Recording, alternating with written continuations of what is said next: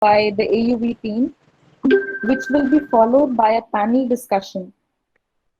It will feature eminent professors who've already worked in this field. And lastly, we'll have a question and answer session where you can ask your questions and doubts to the team. Also, in the end, we'll roll out a feedback form, which is compulsory for all the participants to fill to avail certificates. I repeat, you'll only be able to get certificates if you fill the feedback form at the end successfully. So without further ado, I'd like to hand over to the MTS AUV team. MTS AUV ZHCET Club is a group of zealous engineering undergraduate students who have been successfully working on autonomous underwater vehicles. So I hand it over to you. Thank you. Thank you, Valia, for the introduction. Before starting the presentation, I would like to just say a few words for the participants. I have been told that usually people leave after 1 hour of the webinar, but this may stretch to 1 to 1.5. So I would like that you all stay till the end, till the Q&A and panel discussion. That would be really beneficial for you all. So before starting the presentation, let me introduce myself to you. I am Syed Jawad Akhtar, final year. I'm really sorry to interrupt you in between. I'd like to welcome our IEEE JMI's faculty advisor, Dr. Ehtisam sir. He's with us. Thank you, sir, for joining us. So, thank you. Thank you, sir. Please go ahead with the presentation, Syed. Okay, no problem. So is our faculty advisor, Dr. Salim sir, also here. Thank you for coming, faculty advisor, Dr. Salim sir. I am Syed Jawad Akhtar, a final year computer engineering student. I am the chairperson of the MTS AUV ZHCET club.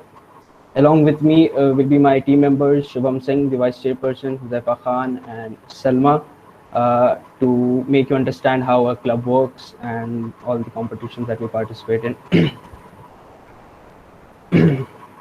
So a small overview of our webinar will be, I will be introducing you about the different underwater robots, the applications of AUVs, about our club and the different competitions we participate in.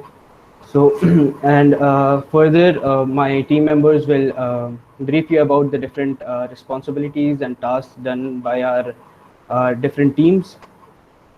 Then after that, we will give you a small overview of how to establish an MTS chapter and the different various benefits of starting the chapter. And at the end, we will have our SEUVC journey video. So, of course, everyone would be having a question like, what is an underwater vehicle? So usually an underwater vehicle or unmanned underwater vehicle is called when a vehicle goes inside and performs simple tasks or various kind of tasks.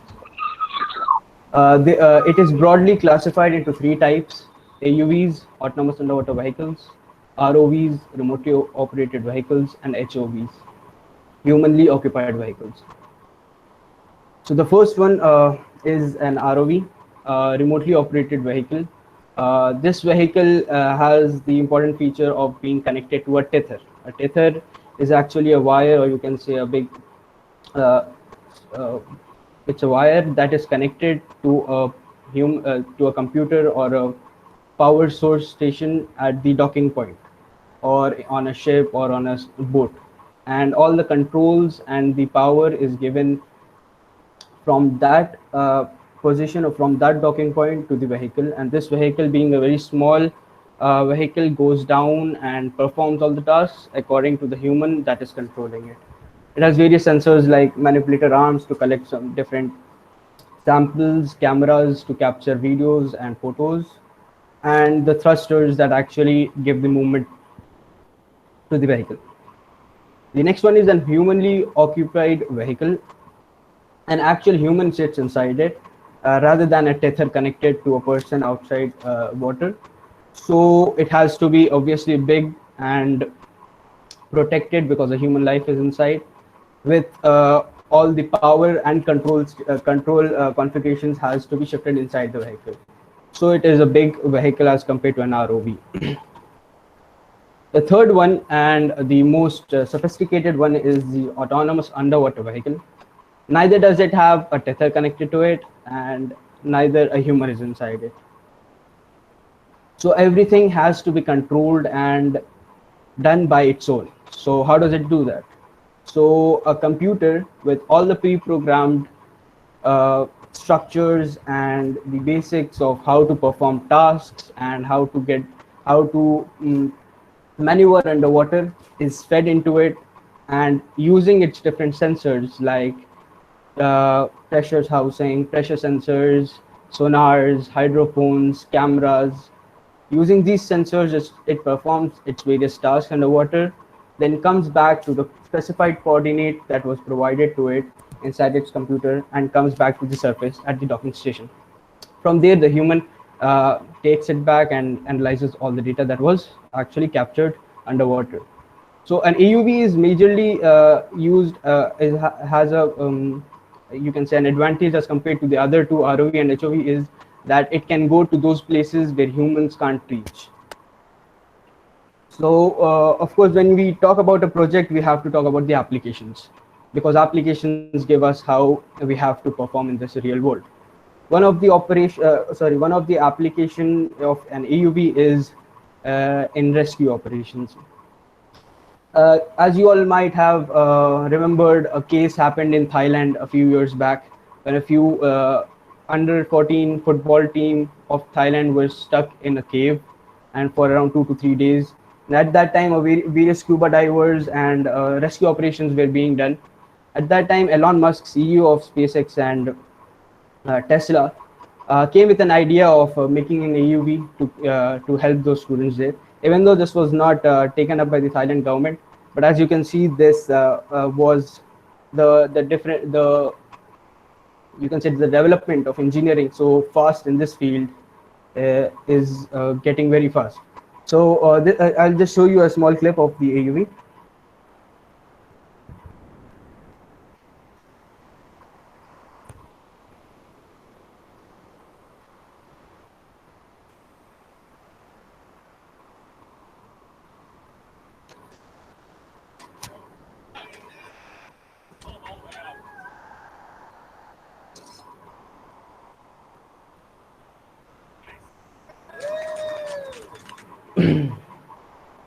All right. The next application of AUV is in survey and defense operations. It is usually used in mapping the seabeds, collecting different samples for research purposes, and in the defense field for warfare and for combating submarines and something like that.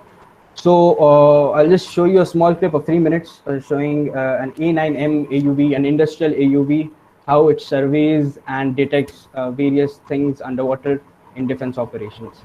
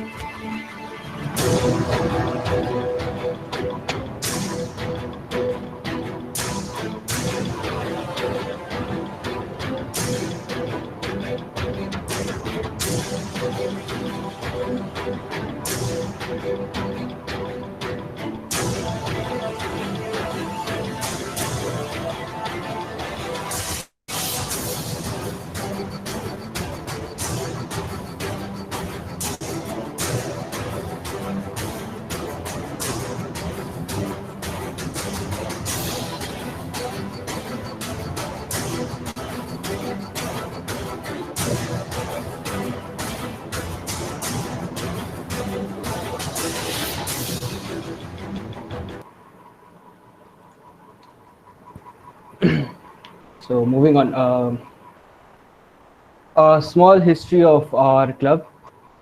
We have the AUV project actually started in 2012 under our guidance, under the guidance of our faculty advisor, Dr. Salim sir.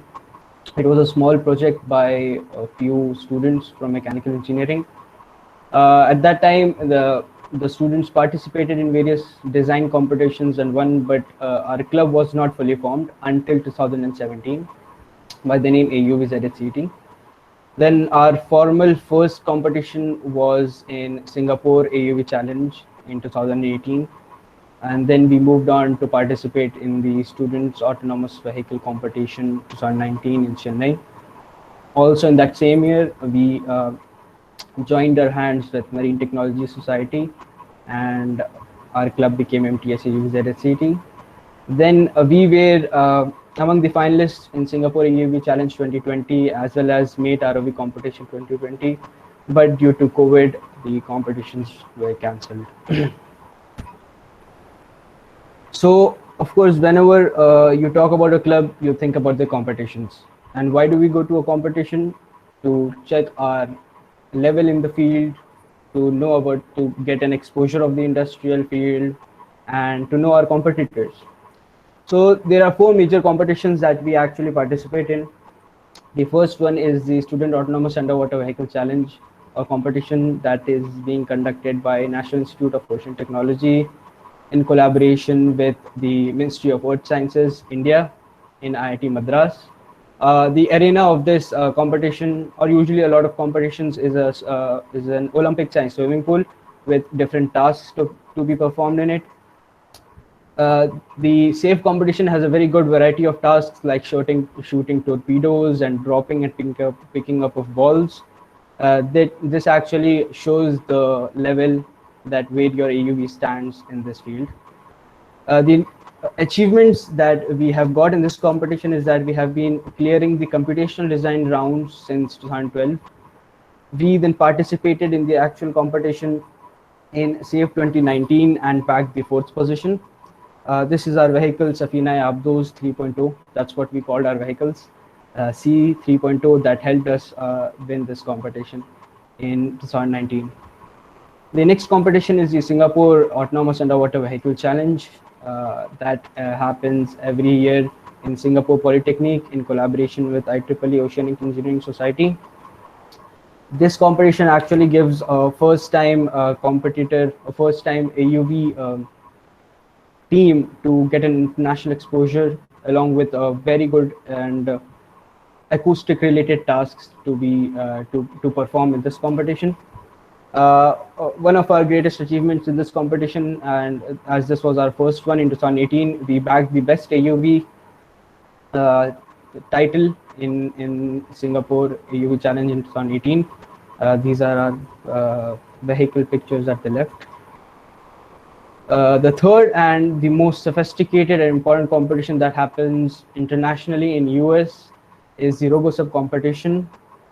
This is one of the most tough and sophisticated arenas, as you can see.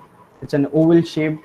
It is actually organized in collaboration with the US Navy, and it happens in an actual environment underwater with all the different underwater, you can say, the shrubs and everything, or the not clarity, and the different tasks has to be performed in a real life situation. And if one wins this in this competition, one can actually say, the team can actually say that they can actually sell their AUV, because the type of rigorous evaluation in this competition is very high. The fourth competition is an ROV competition, remotely operated vehicle, and this is done in collaboration with the Marine Technological Society. We have been started participating in this from 2020, and our usually the nationals is held in Mumbai, and once the team wins in Mumbai, they are actually mentored and sponsored to compete in US. This has also a very good arena because the control and everything is in the hands of the students, so it has a more variety of different tasks to perform. And also it gives a very good start for students in underwater robotics. Some other achievements include that our design has been appreciated by a lot of people. We have won different cash prizes. Our idea of converting this AUV into a startup has also won an award in an entrepreneur summit, and we have also been included in the top 10 best or the innovative clubs of 2018. In respect with research, we have filed 2 design patents and have various research papers. I'll discuss about these at the end, and we'll be talking about the benefits of underwater robotics. A short clip showing you about the RoboSub 2016 competition. We'll just give you a small overview of it. So many of these students, it is just a fun competition where aspiring engineers get to build robots. Their ideas are capable of realistic missions. It really could help. So something I was personally involved with was a torpedo system. These pneumatic tubes that suppress air in there. 350 students from 50 schools representing 11 countries have been preparing for months to let their submarine shine. It's really open to our imagination. From design to manufacturing, these teams do it all. It can't weigh more than 125 pounds. As far as cost, there is no limit. All of these tubes and wires in this year's San Diego State sub cost $80,000. All money raised from optimistic sponsors after the team took home the gold last year. The way the computers have changed the information for all of us, I think we're now going to start to see mechanical systems do the same thing for us. All of the hours are voluntary and doesn't count for any school credit. It's exciting. For me, it's exciting. It's a lot of fun because we finally get to see what all of our hard work is doing, and we get to see what all the other teams are doing. Speed isn't the only goal underwater. Accuracy and consistency earn you far more points. The autonomous sub must go in a straight line. Then its eyes and ears must identify and touch the colorful cones beneath the surface. A real-world example, finding a plane's black box at the bottom of the ocean. Be able to autonomously send a medic or send a first response to people in the community where we can't get someone there in time. We can get a vehicle there right away. And we can do underwater welding to do real difficult and dangerous tasks that we might not want people to be involved in. Above ground, these robots could assist the Department of Defense. So it doesn't cross the light. These bots could also just get stuff to us sooner. One of the really cool things that robotics can be used for is actually in think of Amazon in their supply chain department. Most of that's automated. That's where Amazon really makes the money. Texas A&M even has an all-girls team. No telling what these brilliant minds will come up with next. I think I'll probably be pretty surprised when we see this because it's always something that's surprising that's probably going to change lives for us. Impressive. And the first place winners get $5,000 and wins the competition.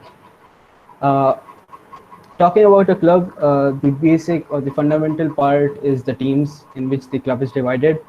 Our whole club is divided into 4 fundamental teams: the mechanical team, the electrical electronics team, the computer team, and the management team. Now I will be giving it over to my teammate, Shubham. I think Shubham will take over and talk to you about what mechanical aspects of our vehicle is important. Am I audible? Yes, you're audible. Yeah, okay. So good evening, everyone. I am Shubham Singh, Vice Chairperson and Mechanical Team Member of the MTS AV Certificate Club. So today I will be giving you a brief introduction of the roles of mechanical subdivision and design and development of an AUV. So basically, mechanical subdivision works specifically on bringing all possible mechanical advancements in the vehicle to solve a problem, like making waterproof enclosures for sensors and electronics, designing the frame of the vehicle, and implementation of actuation system to run torpedoes, markers, and grippers. That all comes under the mechanical subdivision. So basically, our approach is that first, a problem is analyzed thoroughly to see how mechanical devices or subsystems can be introduced to solve that particular problem. Then with the help of computer-aided designing and computer-aided engineering, that is CAD and CAE softwares, we analyze that particular problem using software such as ANSYS and SolidWorks. So like in-house manufacturing is done to ensure no defects. Use of 3D printing, CNC and laser machine is encouraged. So in this slide, I will be covering about the procedure that should be followed in order to when we want to design and develop an autonomous underwater vehicle or also a remotely operated vehicle. So the steps are like design.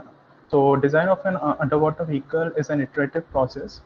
First, a concept is panned down, drawn on a rough paper. Once finalized, 3D model is made using SolidWorks. Like we use SolidWorks for our like computer-aided drafting. Then second step is that we do simulation of that design. So one of the primary stages in designing and modeling of an AUV is simulation and analyzing the stress acting on the frame and body of the AUV. Because the frame has to take up a load of everything that's mounted on the vehicle. So this is done using ANSYS. Then third step is fabrication. So once the design is like finalized and after the like rechecking it with the simulation results and reiterating the design, and the fabrication comes the last step. So after proper analysis of the stress and drag of the vehicle, the design is further optimized and then given final check for good to production. Now, some of the prerequisites that is needed in order to design and develop an underwater vehicle. So, like basic concepts of machine design, engineering mechanics, fluid machinery, and machinery dynamics. So these subjects we usually cover in our undergrad B programs. So a very basic knowledge is initially needed. So in order to design an underwater vehicle, so knowledge of buoyancy, machine dynamics, like if you are using a thruster to propel that vehicle, so the vibrations will be induced. So one must have a knowledge that what will be the effect of those vibrations on the other machineries and the sensors that are added into the vehicle. And then comes a person should have a proficiency in computer-aided designing and computer-aided engineering softwares. So basically, we use CAD for creating accurate 3D models of the concept and CAE for analysis of these models. Then comes the material selection. So this is one of the most important thing while designing an underwater vehicle. So a good knowledge of material and the right type of material for the particular need, keeping every constraint in consideration. And designing or building an AUV should be able to understand complex environment, like the environment you will be using that AUV and the physical components of the desired output which is required. So coming to the software used. So basically, we use SolidWorks and ANSYS. So those are like some are first year students here also. So SolidWorks is basically a solid modeling, computer-aided designing, and computer-aided engineering software. So we can do both CAD and CE using SolidWorks, and it's published by Dassault Systems. And it uses parametric features to define a constraint. So to give the shape of geometry of the model or assembly. And we use ANSYS, which is a multi-physics engineering solution simulation software for product design, testing, and operations. And it basically covers different modules, which we like for an underwater simulation. We need two types of modules, that is ANSYS Mechanical and ANSYS Fluent. So in ANSYS Mechanical, we do the structural analysis of the body and the frame, what will be the stresses acting on it, and whether the body or the frame will be able to take up that load. And in ANSYS Fluent, like we do all the computational fluid mechanics problems. ANSYS provides this virtual environment to do like this computational fluid mechanics simulation. And there are other modules also like electronics and other, but basically we need ANSYS Mechanical and ANSYS Fluent CFD CFX for doing an underwater simulation or basic underwater simulations.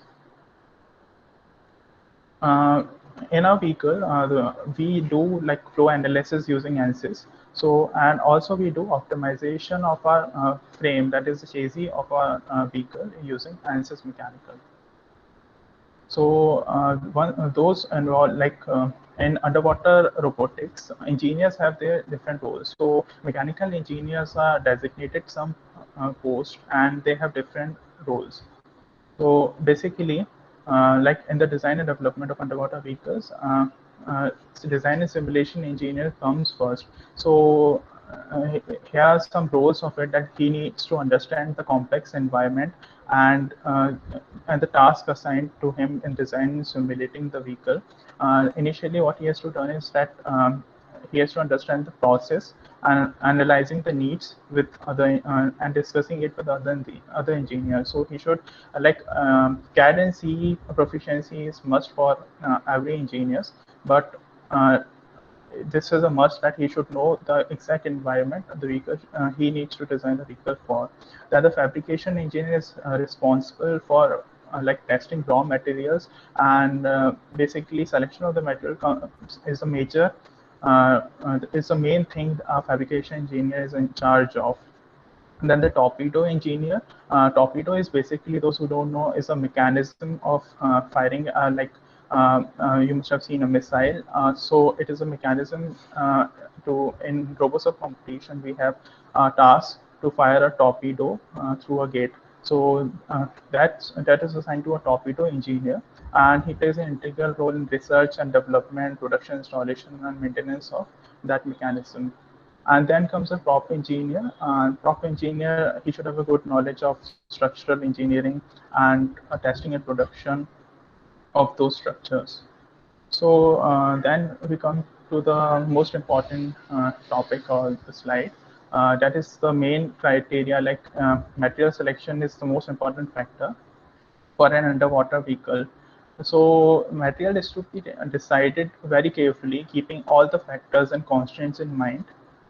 Basically, factors such as weight, size, buoyancy, drag, strength depends on right material selection. So, first, while designing, we choose we assume a material, and based on that, we run some simulations. So, different materials offer different drag and have different outcomes. So, we have to choose a material. We have to choose correct material for that particular applications. And there are other constraints also, like you should choose right material according to your budget constraints. So you cannot go for carbon fiber if you have a low budget. So that is also a main thing. And regarding the material selection, it is a broad field that you can do your own, your master's degree in this particular field. So there are a number of factors to be taken care of in material selection. First factor is it depends on the shape of the vehicle. So on the type of the vehicles. So type of the vehicle can be shallow water underwater vehicles, mid-water underwater vehicles, and deep water underwater vehicles. So shallow water underwater vehicles are rated up to 500-meter depths and are used for performing oceanographic surveys, and which are close to the surface. So these are typically small in size since they don't have to bear a lot of pressure, and they generally have a low thrust to drag ratio. Then coming to the mid-water AUVs, so these refers to the class of AUVs used up to a depth of 2,500 meter, and so they have to be a large pressure underwater, and these are bulky in size. And then comes the deep water AUVs or underwater vehicles. So these are designed up to a depth of beyond 2,500 meter, and due to high oceanographic pressures, these vehicles has to bear. The housings are large and bulky. Then comes the second parameter, the shape of the vehicle. So torpedo and non-torpedo. So in the previous slide, I used a torpedo word. So that is for the torpedo mechanism. But here the torpedo refers to the shape of the vehicle. Like a torpedo shape or single hull, like torpedo is a single hull underwater vehicle, which offers less drag and can travel much faster than its non-torpedo one. And the non-torpedo obviously offers much more drag, so the material has to be selected accordingly. Then other parameters are like for housing materials. Housing is like the pressure hull in which all the electronics are capped. So generally most AUV components are adopted from ones that are designed to be used in one atmosphere, that is underwater. So most electronic components need to be placed in a pressure housing, like a pressure vessel. So the pressure housing need to be of extremely high strength so that it can endure that pressure depending on whether it's shallow water, mid-water, deep water, underwater vehicle. And the selection of pressure housing material becomes a critical issue for an underwater vehicle, since the material determines the weight of the underwater vehicles. So eventually, if the weight is too much, then the propulsive or the thrust force required by the thruster will be much more, and the endurance will definitely decrease because it will draw more power, more current. And commonly used pressure housing materials are steel alloys and aluminum alloys. And in our vehicle also we use aluminum alloy materials for the pressure housing. Then comes the structural material. So basically, structure or chassis of an underwater vehicle refers to these material refers to those to make the structural members that hold the vehicle together, like the struts, back plates, frame, and the plate and the bottom plates of the vehicle. And basically, that structural member do not experience a differential pressure and have to be able to hold the weight of the vehicle. So they endure the overall weight of the vehicle of each and every equipment that are mounted on the vehicle. And then comes the flotation materials. So like most of the flotation material most commonly uses synthetic foam, and basically synthetic foam is a deceptive word for materials like glass, ceramic, polymer, or even metal spheres. So, if we do not use synthetic foam, then the size of an AOV will be too much. So, in order to make it buoyant, but with the help of synthetic foam, we can make a compact AOV and make it buoyant easily. And there are other materials also which we keep into consideration for, like electrical cables. So the electrical cables include wide cables that go between the various housings to connect the sensors, electronics, and controllers. Since these cables are compliant under pressure, so they just need to be watertight, and that is done with the help of molded rubber. So we generally use a normal DC or AC wire, and then we generally wrap it in the molded rubber to make it watertight. And uh, then comes the next slide, challenges in design and fabrication. So these are some of the challenges which we have which we got to know with our experience in the previous competitions, and while designing and fabricating all the versions of the underwater vehicle we have built as of now.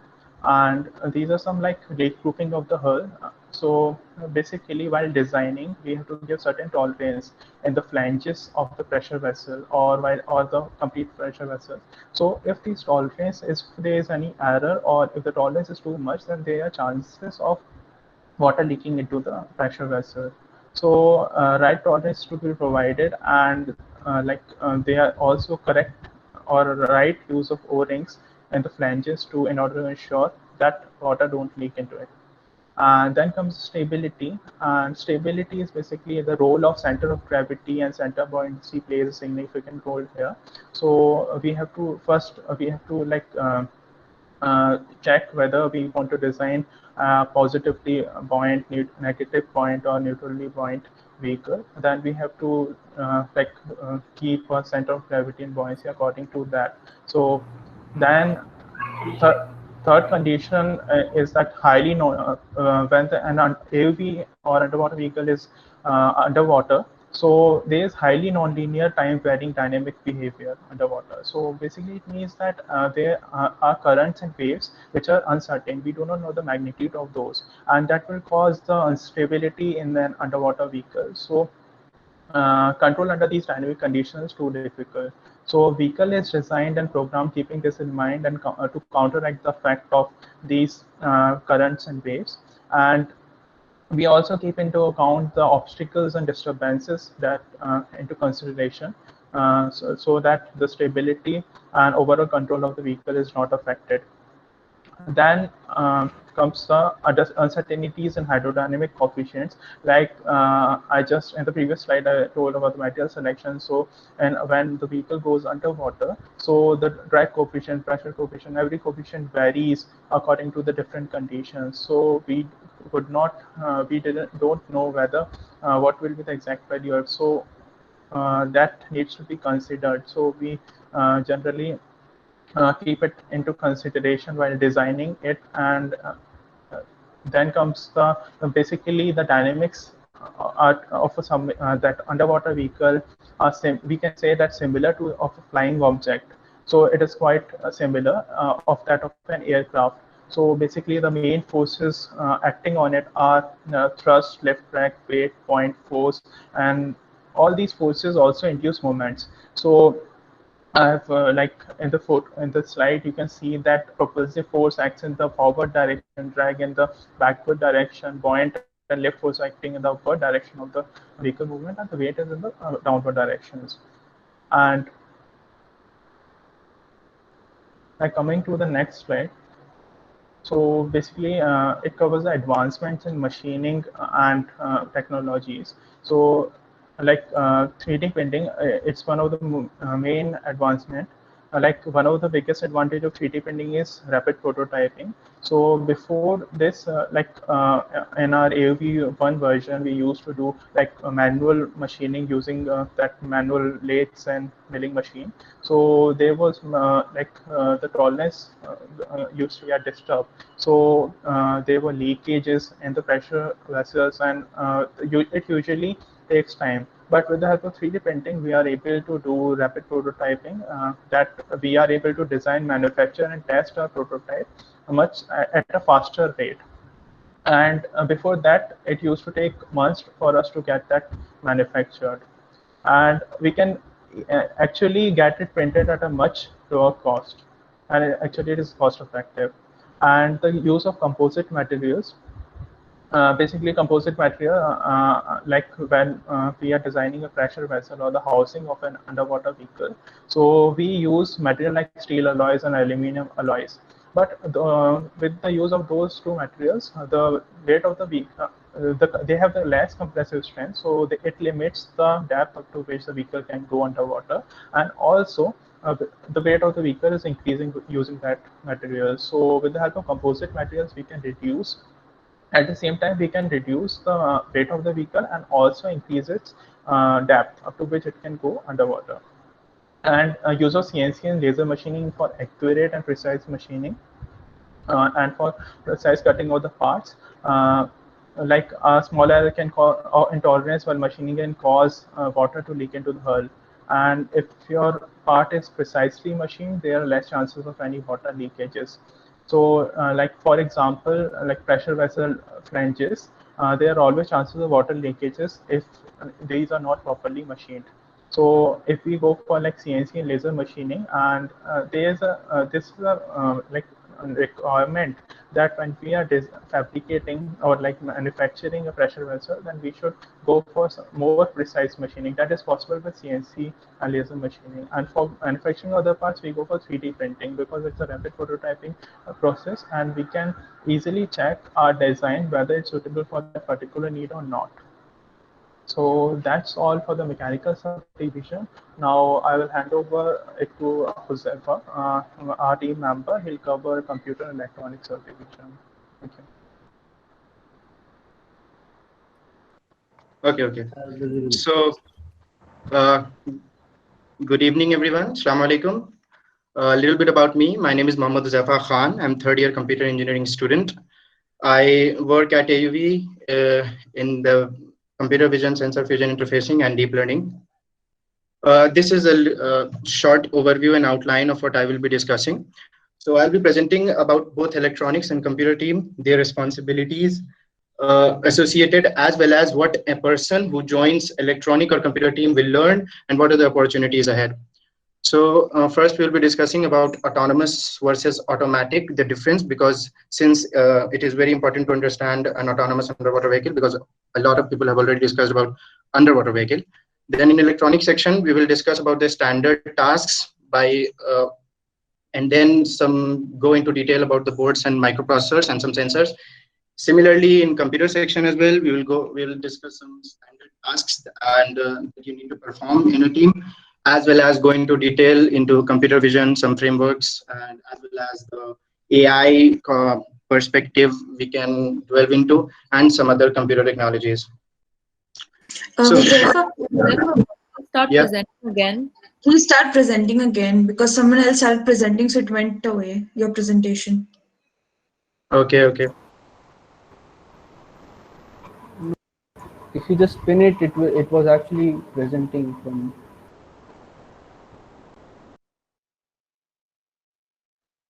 Yeah, now is it okay? Yes, it's fine now. Okay, so this was done, right? Yes.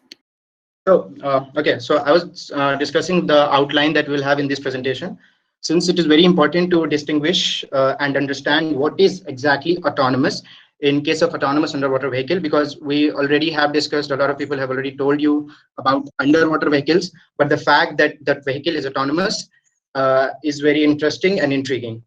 And the next we will be discussing, breaking the presentation into two parts: an electronic team and their responsibilities, as well as the computer team and their responsibilities. We will discuss what are your responsibilities in a team, as well as what you will learn when you join the team, and what are the future possibilities. And so in electronic section, the standard tasks, the boards, we will get into some detail of the sensors, as well as similarly in computer section, we will discuss about some tasks, some detail in computer vision, frameworks and libraries required. Also, we will take a little bit of perspective about the deep learning, or the so-called AI perspective in autonomous vehicle, as well as some other computer technicalities. So the first thing is automatic versus autonomous. Well, it is, we have been involving computers in all our electronics, all our products, but it is difficult to understand whether something is autonomous. So let me give you an example, or maybe later on we can draw an analogy of how we can go. So suppose I say that you have a car and you put a brake on your accelerator and then you start driving. So the question is, will that car be autonomous? So obviously the answer is no, because you can't turn your steering, you can't steer yourself, you can't brake. So even if we give you that capabilities that you can, okay, you can have automatic braking system, let's say you can have a steering system which will be controlled by some computer and computer codes, still that won't be completely fully autonomous. So it is a very gray area where we translate from automatic to autonomous. So SAE, so this gray area is defined by the amount of human intervention or the driving intervention in that. So SAE has defined 6 levels of automation, that depending upon the degree of human intervention possible, which is from level 0 to level 5. And some fun facts are like Tesla's autopilot, which is currently here, is still in level 2, and level 4 and level 5 are yet to come. And believe me, in all of the, it might come in 2030, but still we have far way to go. And a little bit of very interesting thing came up last 2 years. It was Open Pilot by Comma AI. The person behind this is Geo Horst, the man who was the first person to actually Braille-Jake Apple. So he developed a company and made all the code, all the technology open source. You can have it at your home and you can port it. You can check out. Next thing, okay, the electrical and the electronic team. So this team is actually the power behind the machine. Okay, so you have the logic, you know what to do, but everything will be run, would be controlled by the electronics and the computer equipments and the team. So the standard tasks are that you have to have a power supply to all the components. Obviously, you will have a battery. That battery can be a lead powered battery, or that can be lithium powered or lithium polymer battery. Then obviously you will have some circuits, because all the control things will be in the circuits. Then you need to connect the vehicle to the surrounding. You will have to use sensors, and you will have to interact with the surrounding. So in any robotic system can be simplified into 3 simple steps, or 3 simple components. You have sensors, you have control system, and you have end actuators. Now in sensors, these are simply input device. This can be perception for human, like let's say we have 5 sensory systems. So in the same way, any vehicle, any robot, any device can have a lot of sensors. It will be collecting data from the surrounding. Then the control system, also you can say that it is actually a control system and processing unit. So the processing unit will be collecting the data, analyzing the data, drawing some inference on those data, and then generating some commands. Now these commands will have to be executed by some hardware. Okay, again we started from the physical world. we took the data, we went into the digital world, and now again we are actually exerting our influence on the physical world. So these end actuators, also called actuators or effectuators, are maybe like a thruster, they may be simply engine, the exhaust, they may be simply, let's say you have a system for steering, so that steering mechanism is also a kind of end actuators. So the core part, which is the processing part, so it's simply, you can have a lot of terms on internet like microprocessors, microcontroller, or computer, but let's oversimplify it and say that it is simply a computer, and it is just all the hardware that you need to run the code, as well as read and process the input data and the surrounding data.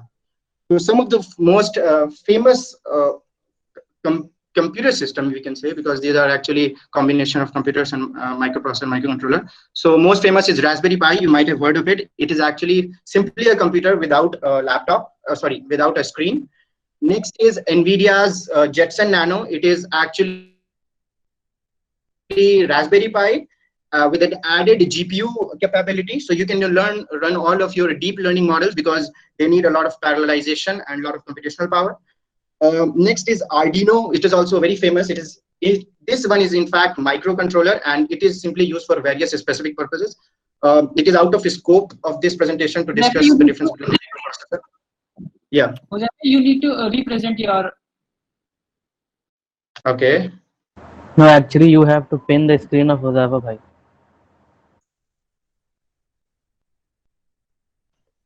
Okay, so I've resumed my presentation again.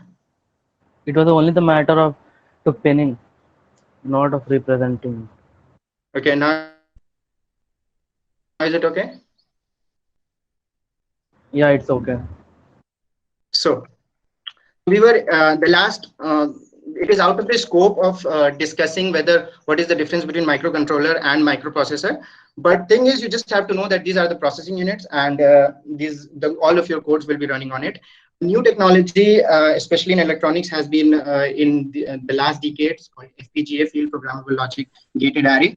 So there is a product, National Instruments MyRIO, which has an FPGA, a CPU, as well as a lot of input-output port capability. So most of the electronic stuffs which are associated, where you are trying to work with more electronic side, you can use National Instruments MyRIO. So these are some photos of the right one is Raspberry Pi, Arduino Uno, and Jetson. You can see there is a fan, there is a heat sink on the Jetson, and below that is actually a GPU. It just shows that you need a lot of computation power for deep learning. Next is the sensors. So sensors are they're simply measuring devices. You have a thermometer for measuring temperature. You have camera for measuring the light intensity and taking the videos. So these are also sensors, but the difference is that we are attaching a digital system, so they need to be converted from analog to digital. So in most of the sensors, we are actually in few sensors we might use some analog to digital converters as well. So these are few important sensors that are used in AUVs or ROVs. The first one is inertial measurement unit, which is the inertial measurement unit, or IMU. This is actually also available in your Android mobile phones. Most of the pedometer technology, where you calculate how much distance you have run, does not independently work on it, but it is used in all the motion characteristics. It has three components: magnetometer, gyroscope, as well as an accelerometer. You can see the diagram below. These are so in any AUV or IUV, you are pushed to have various degree of freedom of motion. So an inertial measurement unit helps in that. Second is a pressure transducer. So it's simply a pressure sensor. Now the thing is, you have to know where you are inside the water. Okay, you have to localize yourself. So that depth characteristics is given by the pressure transducer. So you measure the depth, you measure the pressure, and from that you calculate the height from the surface, the depth from the surface. Next is very important thing, the camera. So whenever you are driving in a car or riding a bike, let us assume that you want to get rid of, let us try to find the most crucial sensory system that is used. So if you get rid of that sensory system, you won't be able to drive. So it is almost 85 to 95% of the time you use your visual system. Okay, very rarely when you're driving bikes, maybe you can hear from your back and maybe do some extra analysis, but most of the time you need vision. So camera is the most important sensor in case of ROVs, in case of AUVs, and also this is used for navigation as well as for transmitting the data. So next, some other sensors, they can be classified in navigation and data collection. Navigation are those sensors which will be helping the AUV itself to maneuver, to move around. They can be depth sensor, I've already discussed, hydrophones, Doppler velocity log to calculate the velocity. The collection sensors are actually associated with different type of projects that you need. Like let's say you want to measure the pH, so you have pH sensors, you want to measure the fluorescence, and etc. etc. So next, this is actually a practical aspect, and this is the main thing you will have to practically do if you join a club. And this is sensor interfacing. You have a sensor and you have a board that will process the data. So what you need to do is join those, attach the sensor with the board to read the input and later on maybe process it. So it involves a series of electrical and electronics components that you might be using in between the board and the sensor to collect the data. So this is the practical thing that you need to know. This is just an example of how you use an IMU interfacing with the Raspberry Pi. Now the computer team, this is a glimpse of our computer members working in our club. So the question is like, what do we do in computers?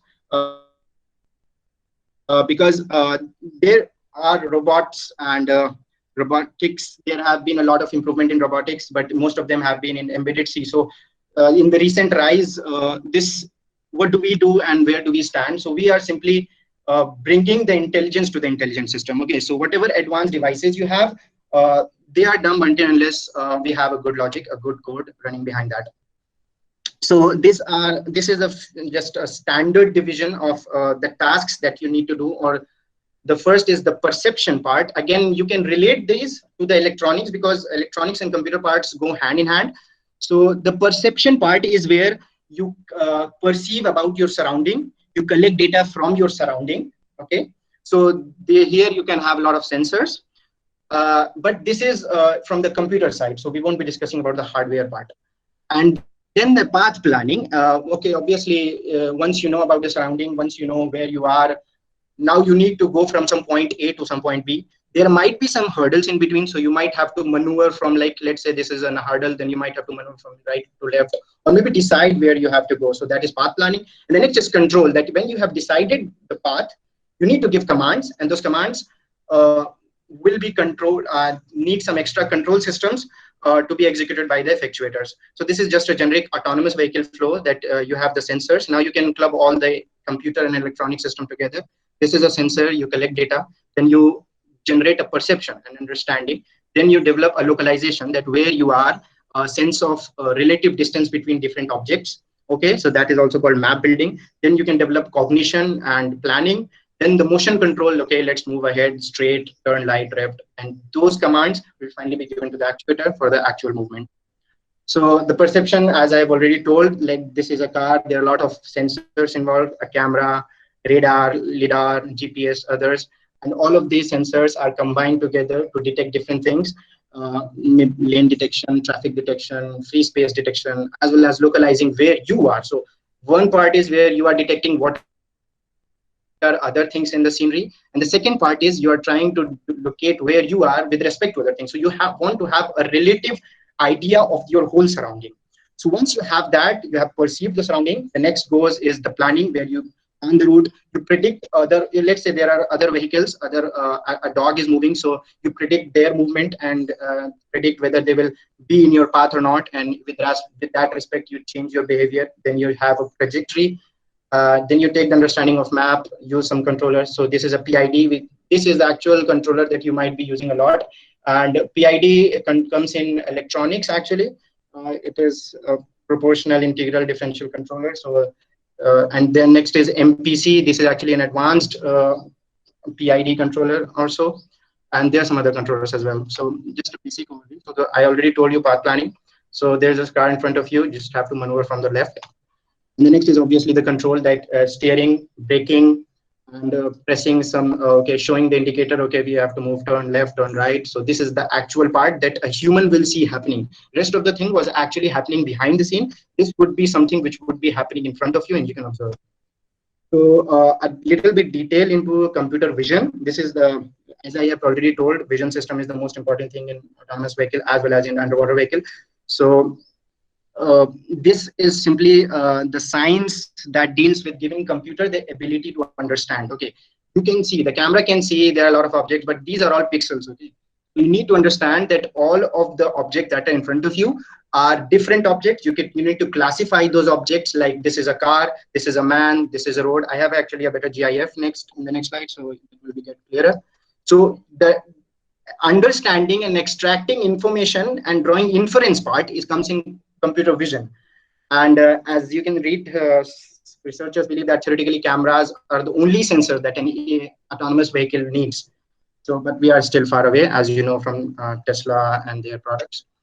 So this is just an example of this system is called object detection, where you are detecting where an object is and what an object is. So it's two-part, localizing the pixels as well as classifying what is that.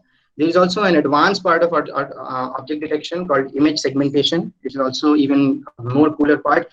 The difference between this and this is that you just draw a bounding box between them, but here you know exactly which pixel belongs to which. So you have gone with more accuracy. You exactly know where is the footpath, because in this one you can't determine the footpath, right? So you need to know where is the footpath, and so you will travel. Okay, this might get confusing because I'm discussing about cars, because that are the most common thing that you observe. Underwater vehicles also behave like same. So you will be detecting debris, you will be detecting old ships, you will be detecting animals. So things would be almost similar. So the thing is, how does it happen? And we haven't discussed any technical aspects. So there are some libraries and some standard frameworks that can be developed. So OpenCV is actually the most fundamental and good to go library that is for computer vision.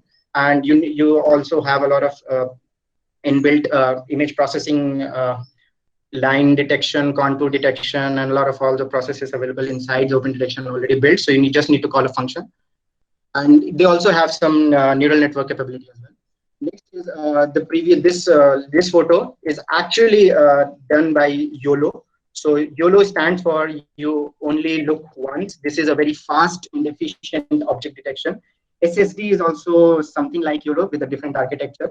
That's there is a newer architecture coming called Efficient Det. This is actually developed by Google. This is more efficient. It gives you a higher frame rate and it is more scalable. There is one also we need to mention. It is Detectron by Facebook.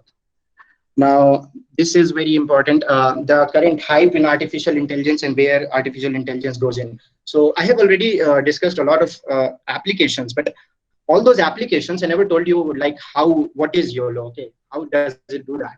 So this is actually, YOLO is simply a YOLO, SSD, Efficient Det, all of them are neural networks. So they come under deep learning. So, okay, actually I have mentioned artificial intelligence is nothing. So it's simply deep learning. So that is just for layman. So neural networks also have a lot of capabilities, like I've mentioned object detection and image segmentation. There is a very good technology which is used by Marines, especially advanced technology. This is called SLAM, simultaneous localization and mapping, which I was mentioning earlier. And this is something especially associated with underwater vehicles, SSL, or sound source localization or acoustic source localization. Because problem is underwater, you have visibility problem. Now that visibility problem might arise because light cannot go beyond 50 meters underwater. So you need some other physical, like other than RF or other than electromagnetic, some other physical properties so you can utilize. So sound acoustics is the best option currently we have. Also, you can use deep learning in case of sensor fusion. And this is actually, Tesla is currently utilizing 8 cameras and using sensor fusion along with a lot of neural networks to currently have their open pilot system. This computer team part is if you have a computer cell, there is very good option to have a machine learning cell in your club as well. You can have tutorials, the seniors can train you, you can have discourse group for discussion.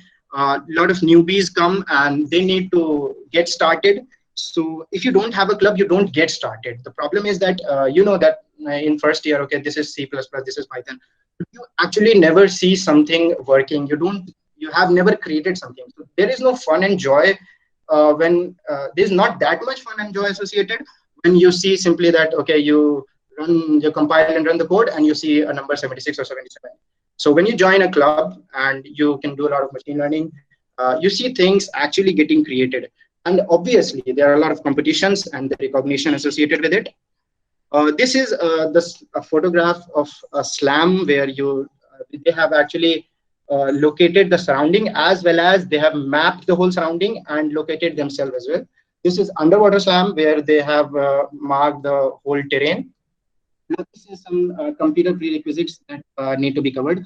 So Python is good to go language, like the most easiest you can have. It is almost English-like, so it is very easy to get started. You can simply learn it in maybe if you learn.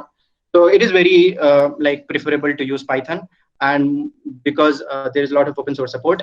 Next is ROS. Wherever you are going to develop a robot, so you need to go with ROS. A robot operating system is specifically built. Excuse me. Hello. I think it is when Hello. Yeah. and your videos. Okay. Now I can start. Yes, please.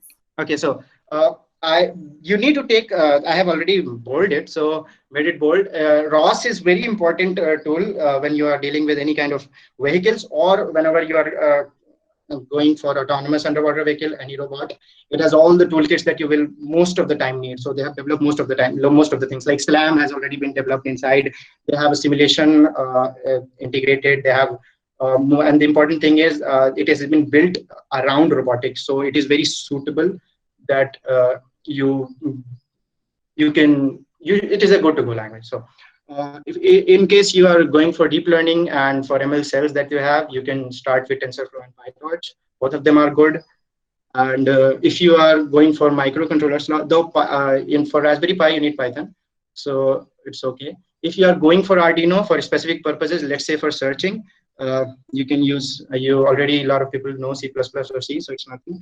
And the most important technical ability you can have whenever you're developing is Google search. Like this is the best skill and most important skill that you need. Just search everything. Okay, it's like Stack Overflow has everything. So just do Google search. Whenever you're stuck, do a Google search. You'll probably find something. So yeah, that's almost everything. There was a recent development, Apex OS. It is actually a fork of ROS itself. It has been developed specifically for autonomous driving, and it is open source. So people can simply fork that and develop their own system. So this is something very important, very good. And yeah, that's almost everything. Thanks.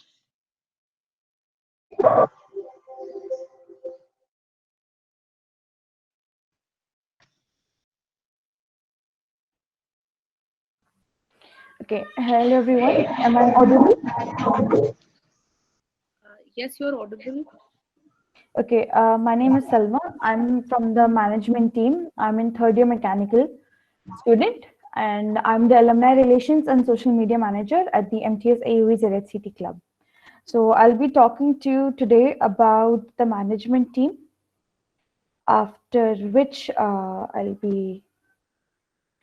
we'll start with the MTS part. Okay, so basically the management team is an integral part of any technical club or any club as such. People don't realize how important this is. They think it's just in a technical club, why would we need a management team? So I'll be talking to you about that and other things as well. So these are a few glimpses of a management team. We have meetings with our various alumni. We have done blood donation banks and many things. We've organized a lot of meetings and all that. So basically, the management team has two domains. You can have the public domain, which is visible to everyone, and you have a private domain, the inner domain. So basically the public domain is where you're building up all your public relations with the people. So that's like one of the major parts of your management team. And then in a private domain is where you are managing your expenses, you're looking into the running of the club and many other things as such. So I'll be telling you about the different members and what their responsibilities are in respect to our club. We have event managers. These people are basically responsible for organizing and ensuring that whatever events that we hold or we host are they run without any glitches or such. So basically with this you learn about management, how you can manage things in a effective manner. And then you have your creative coordinators. These are for those people who have that spark of creativity, who want to tap into their creative sides. Even though you're doing engineering, you want to do like designing and everything. So it's for them. You can design your posters. We have we design t-shirts, we design our cards, calling cards, pamphlets, all these designings, all the design work is done by creative coordinators. Then we have the alumni affairs manager. The alumni affairs manager is responsible for contacting the alumni of our university.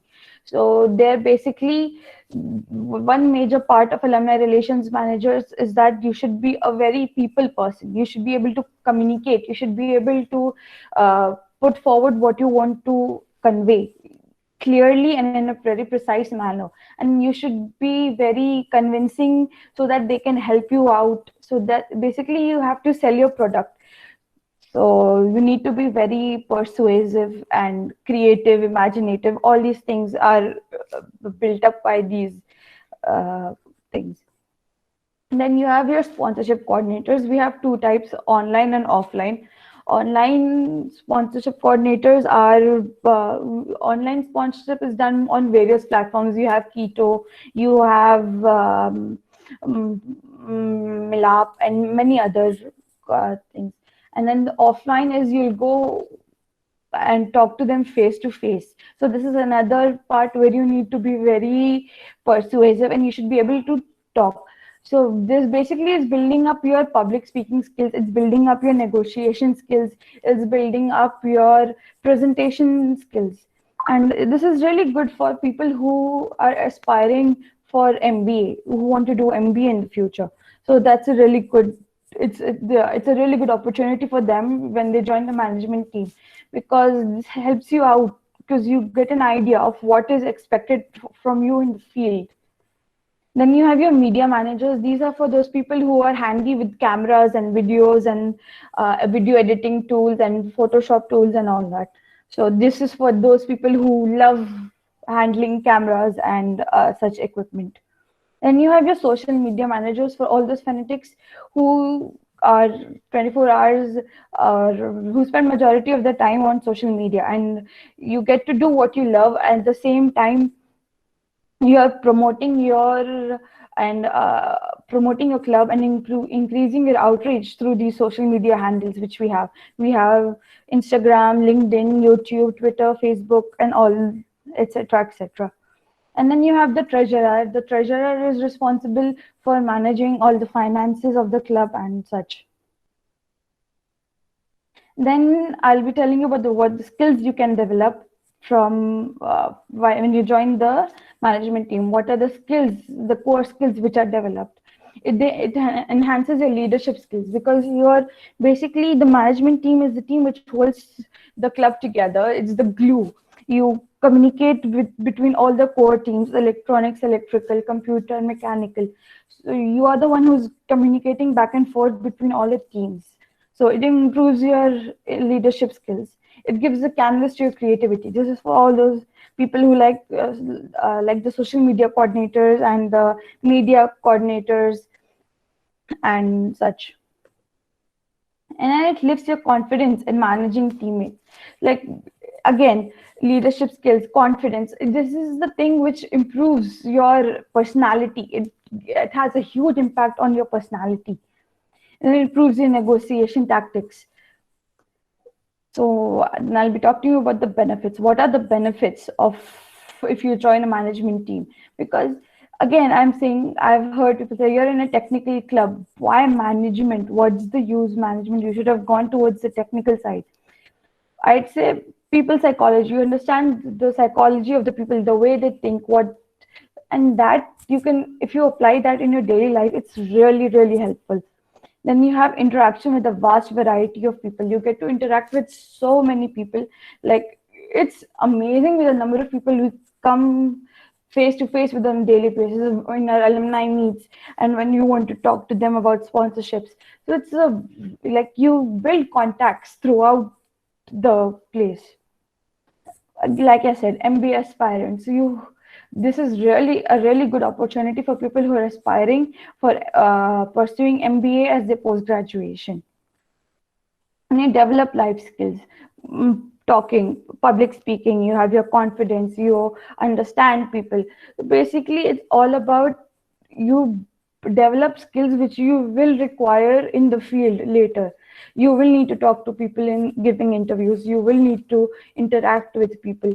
You're good in technical skills. We need to improve our people skills also with that. So that's for all I have for my management team. Now I'll be talking to you about the MTS Society.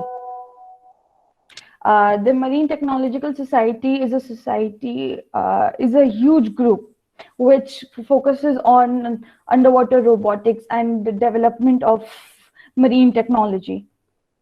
So how do you start a student section of the MTS Society? Basically, what you need is, first you need to file a petition. The minimum requirements to file a petition is 8 members. Minimum 8 members student members should be present. And then you need a faculty advisor who has a current MTS membership, and you need to file the petition. The petition can be downloaded from the MTS website. I have provided the link. So this is what the petition will look like. You will be having, you'll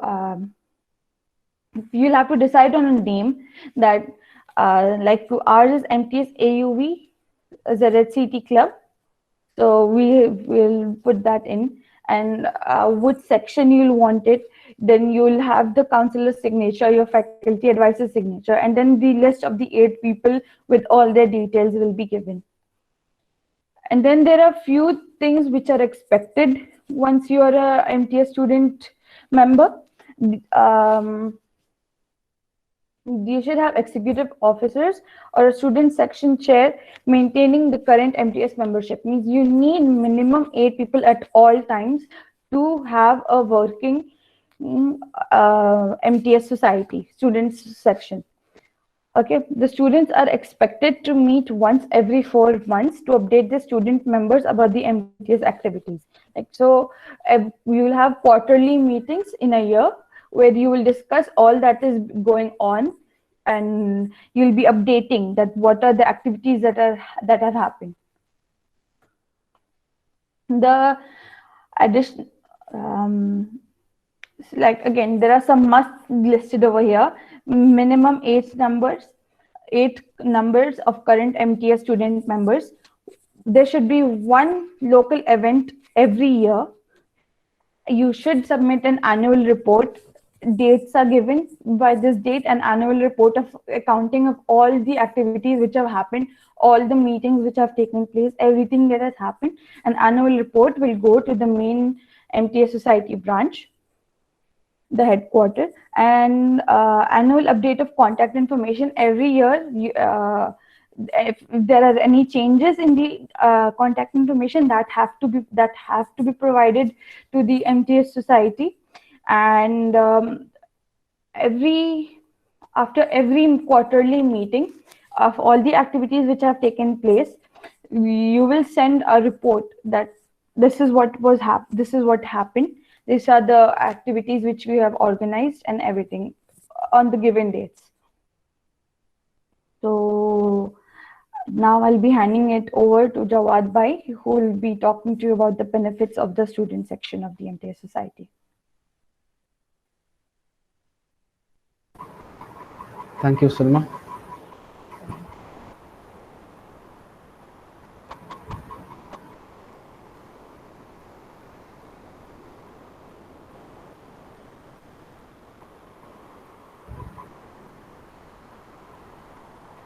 Is my screen visible?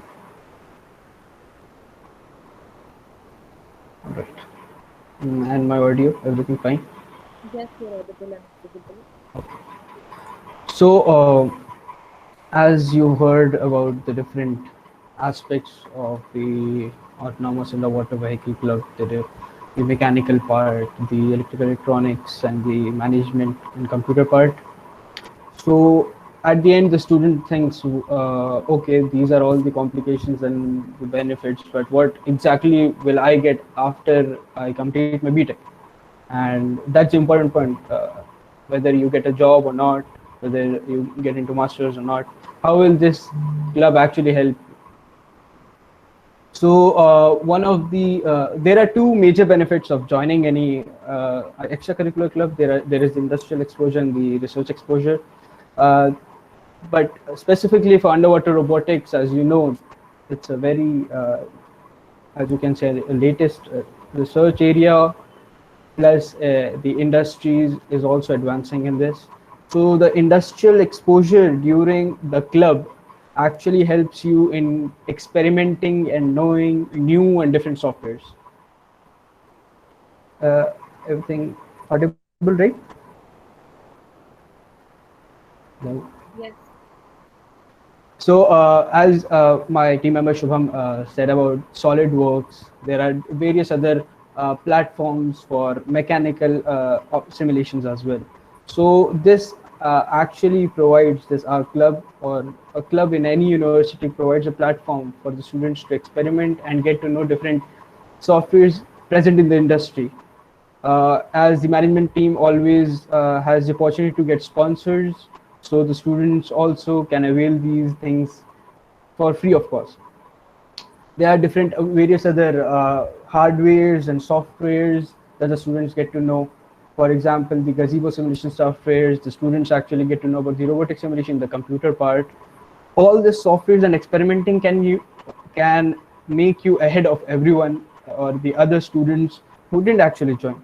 And this will help you get into various automation and robotics companies. For example, Waymo, the self-driving car, or the Google Brain, or the Tesla. You can even actually land into Tesla, the autonomous car company. There are various other companies for electronics, building electronic lidars as well, like Velodyne lidar, Teledyne. So an industrial exposure can actually give you a plus point in getting into industries as well. So it will not be a bad or any setback for you. The other exposure, and the important one, is the research experience that you get when you join an underwater robotics club. And this is actually day by day increasing, because as the drone and the self-driving car industry is already reaching its peak, even though a lot of more changes are required, but underwater robotics is still at the initial phases. Moreover, it's actually used in defense purposes, so that's a whole different field. For in students and in commercial use, this is in the very initial stages. So this helps the students to actually get new ideas and publish different papers on it. So as you can see, we just started in 2017, and we have around 2 to 3 research papers published in this field, some abstract selections. Also, we have 2 different design patents. One of is an US patent, a low-cost AUV having 5 degrees of freedom with two thrusters, and the other one is an Indian patent that is the 6-pin underwater electrical connector. Giving a small idea about what a patent is, it's an intellectual property right, which means that if you come with a novel idea, you can actually register it, and once you get the patent, anyone who wants to use it will have to take a permission. So this is a very big thing in the research area. Also, many of our seniors have gone towards research and masters abroad after joining our underwater robotics club. One of our senior is doing his PhD in MIT Fluid Labs. One is doing his PhD in Johns Hopkins. There are different various research projects all around the world with regard to underwater robotics. Moving on, what are the actual benefits of MTS membership? As students will be joining or making a student section, so the students have to join and become the executive members of the MTS society of that chapter. Like I am the chairperson, one of my juniors is the vice chairperson. We are all called the executive members of the MTS society. So what is the actual benefit of that? MTS is actually an international organization. So once you join or become a member of an international organization, it gives you an international exposure of vast variety of things. It gives you scholarships here in India as well as abroad in US for pursuing your master's or research projects. It gives you a community of research items that are being published in various different student sections all around the world as well as in India. And the best part is the students who are actually the member of MTS get discounts to actually attend the international conferences in India as well as abroad. Like the Oceans Conference requires only $25 for the students to actually attend with the food, the accommodation and everything. So it's a huge plus point for students whoever joins MTS. Plus there are different perks like getting the newsletters weekly, improving leadership qualities, attending different various summer camps, and getting to know various students who are in different student sections all around the world. At the end, we would like to thank our faculty advisors, Dr. Salim Anwar Khan and Dr. Abdullah Yusuf Usmani sir. Both of them have been really supportive, really inspirational, and have been pushing us since the beginning of the club. And we can never thank them. They have been through our thicks and thins. Now I would like to play our SAUEC journey video.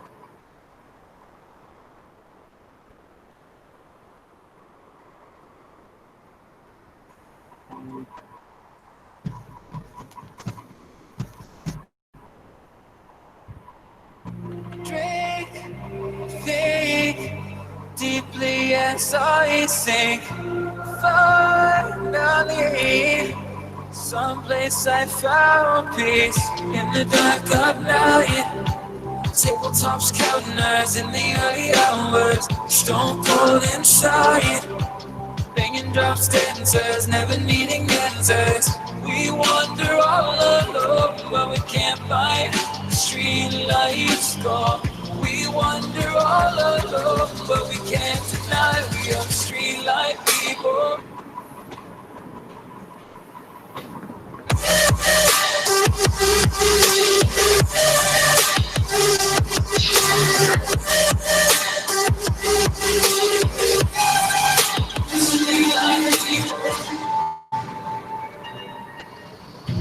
Pills, thrills, chasing whatever kills. For so long, I forgot how it feels in the dark of night. Tabletops counting eyes in the early hours. Stone cold inside. Banging drop stanzas, never needing answers. We wander all alone, but we can't find the street lights gone. We wander all alone, but we can't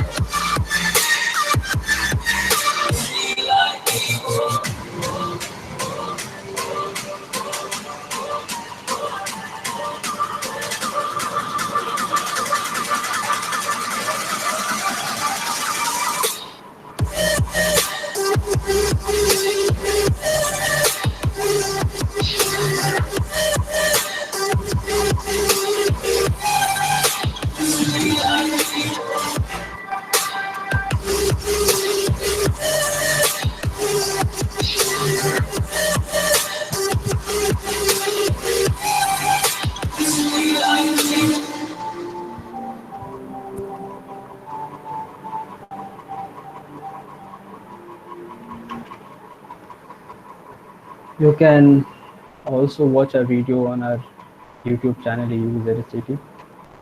Or we have our different social media websites. You can connect with us, get to know us, and that's it. Back to you, Alia. Thank you. Thank you so much, Team MTS AUV. It was a really energetic presentation, and I believe all the participants learned a lot from it, and everybody had a good time. And now I'd like to move on to our next segment, that is the panel discussion. We have our faculty members with us. We have Dr. Aleem Anwar Khan, sir, the faculty advisor of MTS AUV AMU. And we also have our faculty advisor from Jamia Millia Islamia, Professor Nizamuddin, sir, with us. We are really obliged to have you with us, sir. Thank you for joining us. I'm really happy that I have joined, and you have performed very well. Thank you, sir. Now, I'd like to request Dr. Salim Anwar, sir, to please begin with the panel discussion and share your experience about the whole club and how the club has done so well and built these vehicles. Thank you, Alia, and good evening, and I welcome all the participants here. I know it has been a bit over time now, but so let's keep it to be not one-sided session, but a question-answer session or a discussion session would be more important, would be more beneficiary, I think. So just the journey of the club has been very well explained by Jawad through presentation. I just want to add this, that this area of underwater robotics is quite a new area, and few people as compared to other areas of robotic are working in this area. And also this is a very developing area. So when I talk about something about underwater robotics, I start with the fact that the earth is 2/3 of part of its earth is ocean. So there is a lot of possibility to explore in that area, because 1/3 is earth, and a lot of people are working and exploring things related to whatever things are present on the face of the earth. But what is present in the ocean, and the amount of ocean present on this planet is so huge that the possibilities are limitless. So we work in that area, and it's still a very developing area in regards to technology, in regards to things what we are looking for, and what we want, what we will be exploring, and what we'll be getting out of it. So a very challenging area, new area, a lot of possibilities will come up. And if you work in the technologies related to underwater robotics, I think in the future you will have a lot of possibilities to explore. So now if it will be better if someone has some question, we can take up some questions, because we are getting a bit late. To all the participants, please put your questions in the chat box. We'll be taking your questions from there. Yes, I think we've got a question. We've got two questions. So this is Rick. He says, how does your people we dive inside water against the buoyant force of water? Is it mechanism based or motor propulsion? Shubham, I think Shubham can take it. Both, like it is based on thruster configuration also. Like if a vehicle is like negatively buoyant, so we use thrusters to make it dive inside water. And also in the second case, we sometimes make it neutrally buoyant to increase the endurance of the vehicle. So in that case, thrusters are pushing it forward and backward, and the rest is done by its neutrally buoyant feature. Okay, thank you. The next question is, what is the overall cost of your AUV? Jawad? So see, the cost varies according to the different sensors you accompany with it. So if you, for example, if you want a very good performance of the AUV, you have to attach a Doppler velocity log, which is itself around 2 to 3 lakhs, around 15 lakhs. But we have been actually doing it from the students' perspective. So we have been cutting costs and doing everything. So for students in India, usually the cost ranges from 4 lakhs to 10 lakhs. And as the cost increases with the sensors, it obviously gives much more good performance. One thing I want to add on this, that we started this with not much budget in our hands. So my suggestion is that you do not just wait for the 4 or 5 lakhs to come to you and start doing it.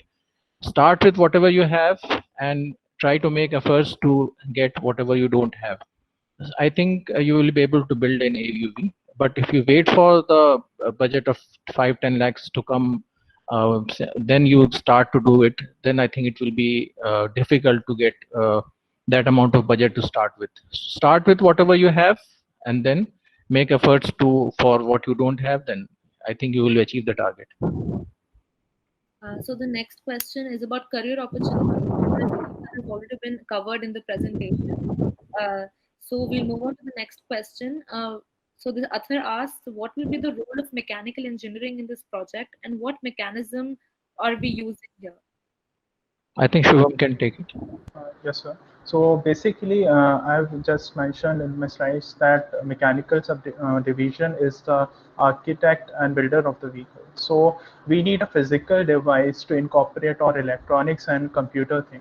So we cannot go for like a virtual thing, that we need a physical thing. So that's what the role of mechanical division is, that we are like fabricating a device in which we can incorporate everything from electronics to like controllers, sensors, batteries, and everything. And regarding that, what mechanism we use here, that we are using torpedo mechanism. We use underwater robotic grippers for some of our tasks of our international competitions. And basically these are the two mechanisms we use here. Okay, so the next question is, how are the different structures manufactured? I don't know. I think Shubham can answer this. So basically, what I think he has asked is regarding the structure. So we used aluminum alloy frames that are like they come in the market prefabricated. So we have just assembled those for the chassis. So we use those aluminum alloy. So in case we want to fabricate it, we generally use like welding operations, or we use fasteners also. Okay. Also, Vikar asked, is nanotechnology, can nanotechnology play a role in it? If yes, in what area? Yeah, nanotechnology can play a role, I think, in structure designing and composite materials and all those. Nanotechnology is playing its role, so we can use those. And plus, we never know which technology is going to play its role in future, because it's still a very developing area, and not many things are in fully developed stage. So I think nanotechnology can play a very important role in whatever future technologies are developed in this area. All right. I think we'll take a final question now. So Ritvik asks, what kind of thrusters your AUV is using? Will you please elaborate, and the overall budget? I think whoever wants to can take this question, Jawad or Shubham. So basically, we are using Blue Robotics T200 thrusters. So Blue Robotics is like we import these thrusters, uh, and it is a US-based company. And regarding the overall budget of your vehicle, so we have covered this in the previous question, total AV cost. Okay. Thank you. So are you saying something, Shubham? No. Okay, you're done. Okay. So I believe this brings us to the end of our Q&A session. Thank you everyone for tuning in, and I see people still have questions regarding this. Well, you have on your screens the social media handles and email ID of AUV so you can contact them there and you can get your further queries clarified there. And thank you for joining us, all of you. I would now like to request Dr. Ehtesham Ul Haq sir to please give vote of thanks and end the session.